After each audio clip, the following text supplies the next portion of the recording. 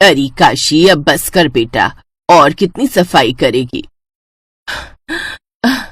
अभी कहाँ मम्मी जी, अभी तो ये पूरा कैबिनेट साफ करना है, इसके बाद बाहर हॉल भी तो साफ करना है। नहीं नहीं, हॉल आज रहने दे, कल काम वाली आएगी तो उसके साथ मिलकर कर लेना। ना ना मम्मी जी, उससे तो मैं दिवाली की सफाई में हाथ भी ना लगवाऊं। बड़ी मक्कार हो गई है, जरा सा हाथ बटाएगी और फिर मुंह फाड़ कर पैसे मांगेगी। रहने दीजिए, मैं सब कर लूंगी। उफ, तुझे समझाना मतलब तो भैंस के बराबर बीन बजाने जैसा है। माना कि दिवाली के त्योहार पर घर की साफ सफाई की जाती है, पर इस तरह से एक एक चीज को कौन खींचता है भाई। तेरी साफ सफाई के चक्कर में वहां पूरी की पूरी रसोई मुझे संभालनी पड़ रही है।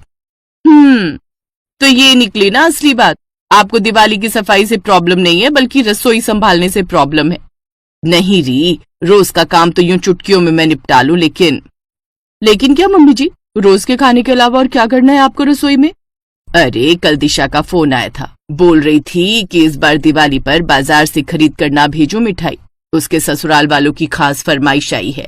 मेरे हाथ से बना कलाकंद, बेसन के लड्डू और साथ में ढोकला चाहिए उन्हें। हाँ तो आपके हाथ का चाहिए तो बनाइए ना, क्या परेशानी है।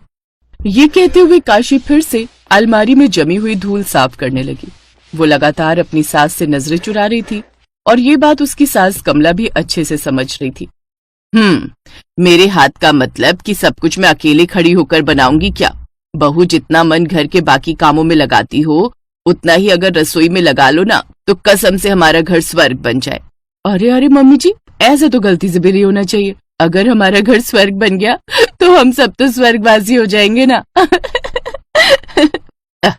जब मैं सचमुच स्वर्गवासी हो जाऊंगी ना, तब समझ आएगा कि एक औरत के लिए रसोई में मन लगाना कितना जरूरी होता है।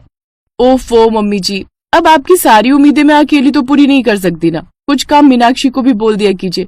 कब तक वो नई बहू बनी रहेगी? मैं अगर दिवाली की साफ सफाई में लगी हूँ तो उसे आप रसोई में लगाइए ना अपने साथ। ये कहकर काशी अपनी सास की तरफ देखकर मुस्कुरा दी, जिसके जवाब में कमला ने गुस्से से उसे घूरा और फिर वहां से चली गई। असल में कमला के 3 बच्चे थे। बड़ा बेटा किशोर, जिसकी पत्नी काशी थी, उसकी छोटी बेटी दिशा, जिसकी भी शादी हो चुकी थी, और तीसरा और सबसे छोटा बेटा सर्वेश, जिसकी शादी बस 1 महीने पहले उसके ही ऑफिस में काम करने वाली मीनाक्षी से हुई थी।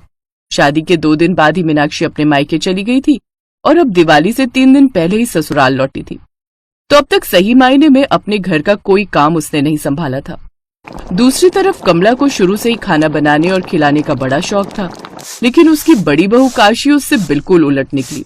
वो घर के सारे काम कर लेती, लेकिन रसोई में खाना बनाना उसे बिल्कुल पसंद नहीं था। और अब वाकई कमला की सारी उम्मीदें अपनी नई बहू पर ही टिकी हुई थी। मीनाक्षी, कैसी हो बेटा? अरे मम्मी जी, आइए ना, मैं अच्छी हूँ, आप कैसे हैं? अब बस ठीक ही हूँ बेटा। अब तुम देख ही रही हो घर में कितना काम फैला हुआ है। काशी घर की साफ सफाई में लगी है, उसे तो बिल्कुल फुर्सत नहीं। तो तुम ऐसा करो, दिवाली के पकवान बनाने में तुम मेरी थोड़ी मदद कर दो चल के। ओह मम्मी जी, आप क्यों इतनी टेंशन ले रही हैं? आप मुझे बताइए, आपको दिवाली के लिए क्या क्या चाहिए? देखिए आजकल सब कुछ ऑनलाइन मिल जाता है, और वो भी एकदम प्रीमियम क्वालिटी में। अरे नहीं नहीं बेटा, जितने में 1 किलो मिठाई आएगी ना यहाँ से, उतने में तो सारे पकवान बनकर तैयार हो जाएंगे घर में।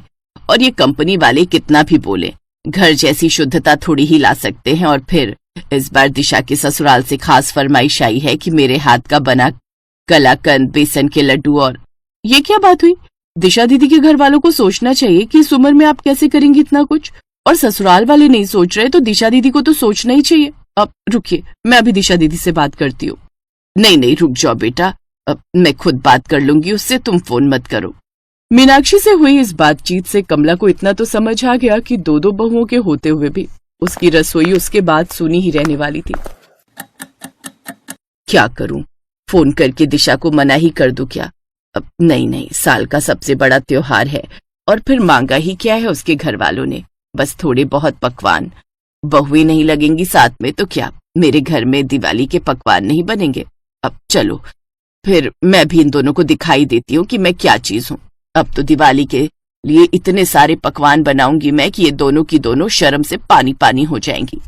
कमला का ऐसा सोचना सही था या गलत, ये तो फिलहाल कोई नहीं जानता था, लेकिन उसकी बहुएं ये जान गई थीं कि उनकी चाल नाकाम हो गई थी। उफ, वो मीनाक्षी ये तो फिर से रसोई में पहुंच गई। हाँ भाभी, मुझे तो लगा था अकेले सब कुछ करने का सोचकर मम्मी जी हार मान जाएंगी, और फिर दिवाली के सारे पकवान हम ऑनलाइन मंगवा लेंगे। मैं इस घर में तुमसे पहले से हूँ और मम्मी जी को तुमसे बेहतर जानती हूँ। कहा था ना तुमसे कि तुम्हारा आइडिया एकदम बेकार है। अब हाँ, तो आप ही कोई तरकीब बताइए ना, बोलिए अब क्या करें हम। फिलहाल तो मम्मी जी के साथ रसोई में लगने के अलावा और कोई ऑप्शन है नहीं हमारे पास। फालतू में तुम्हारी बातों में आ गई और घर की साफ सफाई में लगी रही। पहले इतना थक गई हूँ और अब यहाँ रसोई में लगना पड़ेगा। ओहो भाभी, आप मम्मी जी को थोड़ा बहुत काम करने तो दो। आप देखना 1-2 घंटे में जोश ठंडा पड़ जाएगा इनका, फिर खुद आकर सब कुछ ऑनलाइन ऑर्डर करवाएंगी मुझसे। अच्छा, अब ऐसा करना मुझे ठीक तो नहीं लग रहा, लेकिन चलो ट्राई करके देखते हैं। इसके बाद दोनों बहुएं अपने अपने कमरों में चली गईं और आराम से सो गईं। दूसरी तरफ कमला अकेली रसोई में लगी रही। फिर करीब 4 घंटों के बाद, मीनाक्षी, मीनाक्षी जल्दी उठो। क्या हो गया भाभी, सब ठीक तो है? नहीं, कुछ ठीक नहीं है। मम्मी जी ये उन्हें हॉस्पिटल लेकर गए हैं। क्या? पर हुआ क्या उन्हें? सब हमारी गलती है मीनाक्षी। ये जानते हुए भी कि मम्मी जी को बीपी की प्रॉब्लम है, हमने उन्हें किचन में इतना सारा काम करने दिया। ये जब ऑफिस से आए तो मम्मी जी किचन में बेहोश पड़ी हुई थी। इन्होंने तो मुझे इतना डांटा कि क्या कहूँ। अरे बाप रे, और भाभी ये भी ऑफिस से आ गई क्या? नहीं, इन्होंने सर्वेश भैया को फोन करके सीधे हॉस्पिटल आने को बोला है। शुक्र है। अरे किस बात का शुक्र मना रही हो तुम? तुम्हें अभी डांट नहीं पड़ी है, लेकिन जब मम्मी जी होश में आएंगी और हमारी हरकतों के बारे में अपने बेटों को डिटेल में बताएंगी तब क्या होगा, ये सोचो जरा। अरे हाँ भाभी, तो अब क्या करें? काशी और मीनाक्षी वाकई पछता रही थी। दूसरी तरफ कमला भी हॉस्पिटल में होश में आ चुकी थी। और फिर माँ, आखिर जरूरत क्या थी आपको किचन में इतनी देर तक खड़े रहने की? बेटा, वो दिवाली का त्योहार था तो क्या माँ, काशी और मीनाक्षी थे ना घर पर, उन्हें करने दो ना सब कुछ। आज अच्छे से क्लास लगाई है मैंने काशी की, आगे से आपको कभी किचन में नहीं लगना पड़ेगा। अरे ऐसा क्यों? जब घर हम सबका है तो काम सिर्फ वो दोनों के ही सिर क्यों? और बेटा, काशी से तुझे कुछ नहीं कहना चाहिए था। वो बेचारी पहले ही कितने दिनों से घर की साफ सफाई में लगी है, और मीनाक्षी वो तो अभी नई है बेचारी, उसे थोड़ा समय तो लगेगा ना सब कुछ समझने करने में। और मेरी चिंता मत करो तुम दोनों, मैं ठीक हूँ बिल्कुल। हॉस्पिटल के कमरे के बाहर खड़ी काशी और मीनाक्षी अब वाकई शर्म से पानी पानी हो गई थी। उनकी सास कमला ने उनके खिलाफ अपने बेटों से कुछ नहीं कहा। और फिर कमला के घर आने के बाद, अब सर्वेश बेटा जरा 2 मिनट मेरे साथ बैठ दो, दिवाली के लिए सारे पकवान मंगा लेते हैं, वरना फिर दिशा के घर समय से पहुंच नहीं पाएगा सब कुछ। अरे पर बाहर से कुछ क्यों मंगवाना है माँ? मैंने तो सुना है कि दिशा दीदी के घर वालों को इस बार सब कुछ घर का बना हुआ चाहिए था ना। हाँ चाहिए तो था, लेकिन अब कैसे बनेगा सब कुछ? कैसे नहीं, सब कुछ कैसा बना है आप तो ये बताइए मम्मी जी। ये कहते हुए काशी ने अलग अलग पकवानों से भरी प्लेट कमला की तरफ बढ़ा दी, जिसे देखकर कमला ने कहा, अरे वाह, तुम लोगों ने पहले ही इतना कुछ मंगवा लिया। मंगवाया नहीं मम्मी जी, ऑनलाइन वीडियोस की कृपा से ये सब कुछ आपकी दोनों बहुओं ने मिलकर घर पर ही बनाया है। हाँ मम्मी जी, हमें माफ कर दीजिए, कायदे से तो ये सब हमें पहले ही कर लेना चाहिए था। अरे कैसे कर लेती पहले, जब मैंने ही तुमसे करने नहीं कहा था? किशोर, सर्वेश, आ जाओ भाई, बाकी बातें बाद में, पहले जरा ये कलाकंद चखते हैं। जरा देखे तो ये देवरानी जेठानी मिलकर अपनी सास को हरा पाई हैं या नहीं। ये कहकर कमला ने कलाकंद का एक टुकड़ा अपने मुंह में रख लिया और फिर उसकी आंखों से आंसू बहने लगे। और फिर पूरा परिवार दिवाली की खुशियां मनाने के लिए तैयार हो गया।